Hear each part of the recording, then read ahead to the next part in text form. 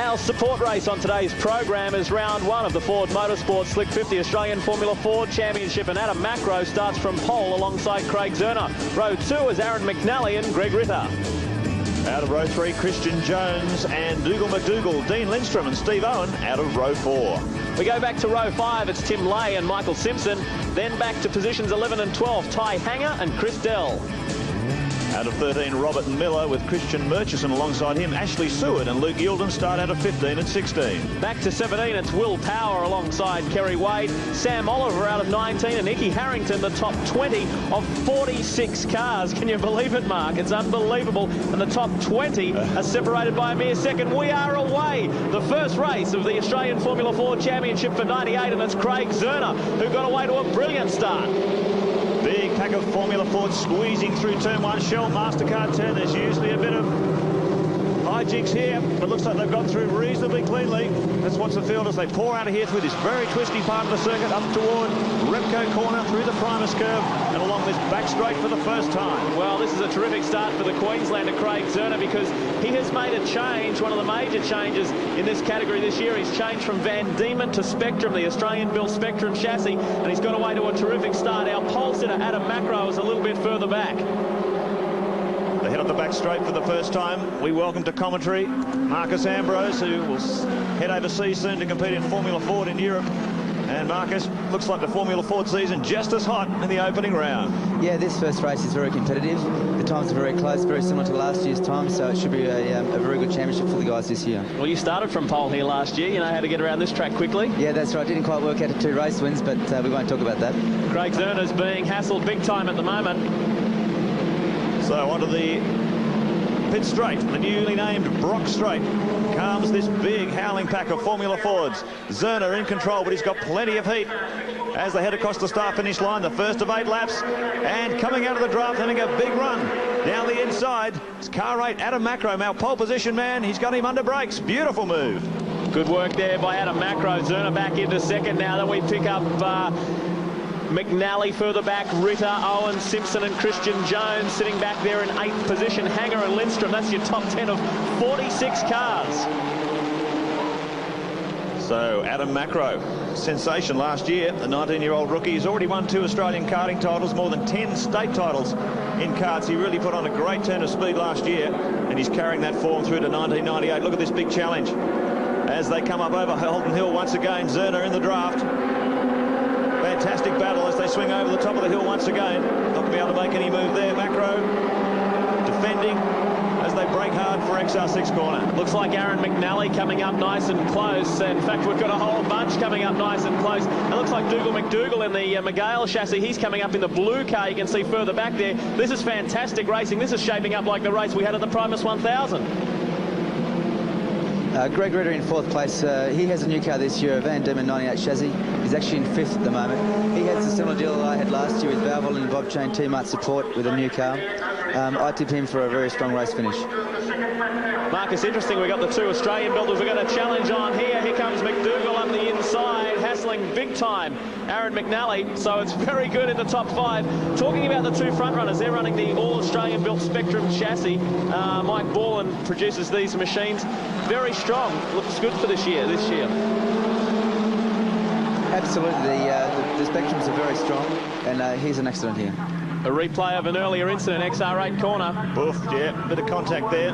Big Sahara Desert off to the left, and it's just managed to catch those guys without it looked like too much damage. So fortunately, not too many wheels come up there. Back to the action, and there's plenty of action here too. Macro still in command. Zerner continuing to attack. McNally now getting into the battle. Saw McDougall make that big move on the inside. Ritter back in 5th position. Tremendous battle. Christian Jones sitting back in 7th position. Ticking over through the laps, just 8 laps around Sandown. It looked like Aaron McNally getting a little bit wide. You can't afford to make a mistake in this category. He is under siege now. A little bit of a mistake there by Aaron, and he's going to he may be paying for very shortly. But here's your race leader, Adam Macro, doing a terrific job in the Spectrum out in front from Craig Zerner. Then we go back, that terrific battle for 3rd spot. There's 4 cars there challenging.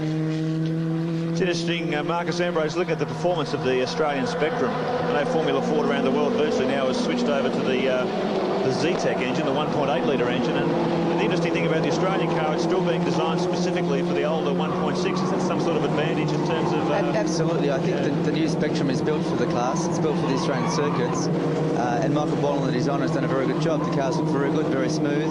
Some of the cars that are coming out from Europe now are derived from the Z-Tech engine category, which is a bigger engine and faster class. So it takes a little bit longer for them to get on the pace down here. But the two Spectrums driven by Macro and Zerner are definitely looking very good today, and they're working well together. And it looks like they've got a pretty strong hold on this race. Well, the thing is that Mike Borland, we see Dougal McDougall up into third now. He's doing a good job. He would be trying to get his first championship, because this category has just been completely dominated for something like the last 11 years by Van Diemen. So we might see a change this year. Yeah, I think so. It's on the cards. If he tries long enough and hard enough, it's going to pay off eventually.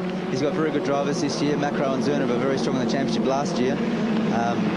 And they're looking pretty good for the first round. Big attack here from McDougall. He's the man on the move in the French-built Magale chassis, the blue car there.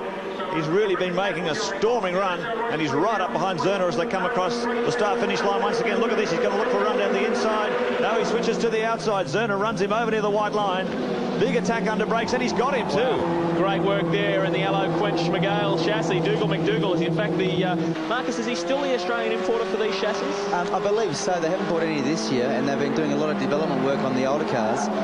It looks like in the off-season they've done some very good homework, and it's showing here on the first race. Another to watch here is Aaron McNally. He's my teammate from last year. It took him a little while to get to grips with the circuits in the car from last year, and he's kept the same machine, and he's really going forward this year. And as usually happens in Formula 4, this cut and thrust for second, third and fourth place allowed Adam Macro to open up a gap. It's out to 1.3 seconds. Just building on that by a few tenths of a second a lap. Oh, look at that big attack by McDougall on the inside. Very scary part of the racetrack there. Acknowledging, I think, some waving flags. Yep. Bit of a car in trouble down in on road. Looks like they got through those. Now look at that gap. Macro really building on that now. Well, did Zerner get through there before he went through the cautioned area? he might find a black flag out in front of him shortly. We'll have to wait and see. So McDougall back to third. But this is just such a fantastic category. There's something like 6 or 7 former Australian Formula 4 champions that are now racing in V8 supercars. And in fact, the winner of this year's championship, I believe, may be offered an incentive later this week. Big attack down the inside once again. McDougall, he'll go side by side. Got him here last time on the outside, goes inside this time. So some superior braking performance from the French car there. Great battle here, 3 laps remaining.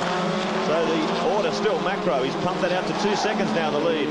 Zerner and McDougall locked up in a big battle for second. Then McNally, Ritter, Owen, Saywood, Jones back in 8th. He's not having a good run. Lindstrom and Miller, that fills out the top 10. Marcus Dean Lindstrom, that's a new name in the top 10 we see. Yeah, he's been running around for a few years. He's actually in an older car, a 92 model.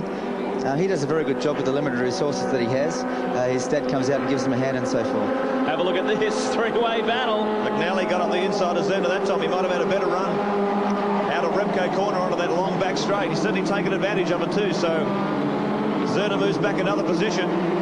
So tremendous battle. Formula Ford consistently good racing throughout 1997. It's looking just as hot in 98. Let's not forget about our race leader, Adam Macro, doing a terrific job out in front in the Spectrum.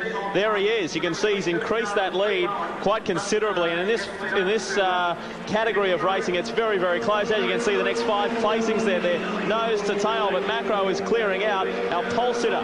Be a great way to start season 98 if you can win from pole in the first race of the Ford Motorsport Slick 50 Australian Formula 4 Championship. There he is.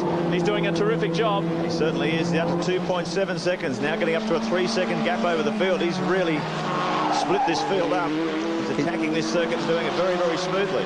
He's done a very good job here this weekend. He's actually topped the timesheets for every session he's been out in, so he's definitely been in the form to beat this weekend, and it looks very strong for this race and also the second. It's just so typical of Formula Ford racing. A lot of guys coming out of karts. It's the natural progression to go to Formula Ford.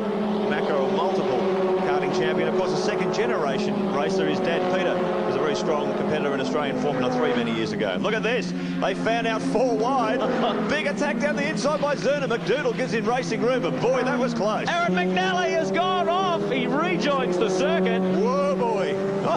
Hang on to it. He went right off. That's what Larry Perkins did last year in the same spot when he was battling with Mark Skate. Goodness. Now, McDougall puts the pressure on Zerner. And it looks like it's an Owen or Ritter that's in there as well. This is fantastic.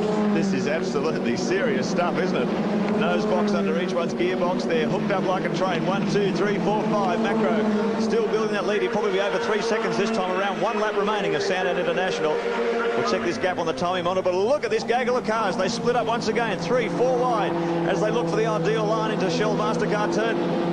For the final time, Zerner on the inside. McDougall locks the brake. Oh. Zerner gets his nose cut off. That's Owen. Owen has slipped right through car 27. He is right up there now, pressuring. He's sitting in 3rd spot, hassling McDougall, and he has come from right back. He's done a terrific job. He qualified 8. Pressures on there, McNally and Zerner. McNally did a great move coming through Primus curve that time. Zerner came back on the attack. So it's tremendous stuff. You try and throw a blanket over this lot and try and pick a winner out of them is even tougher. Come on, Marcus, pick it.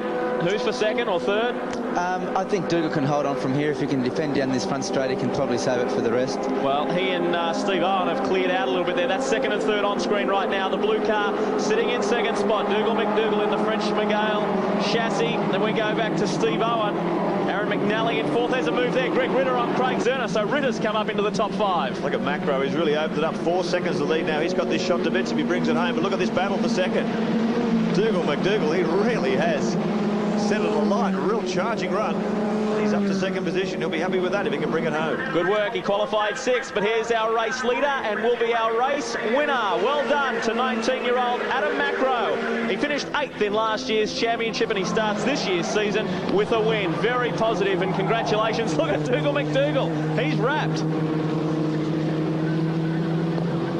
An excellent job there by McDougall. Marcus, a good way to start the season.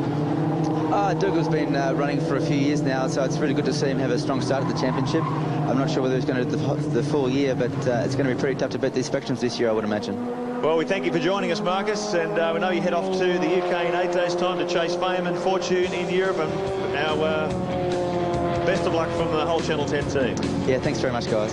Here are our final placings on the Shell Helix race score. Of course, Adam Macro with that big win. McDougall, who fought very hard for 2nd. Steve Owen and Aaron McNally. We look back 5 through 8. And it's Greg Ritter, who got up there right in the dying stages ahead of Craig Zerner, Ashley Seward and Christian Jones.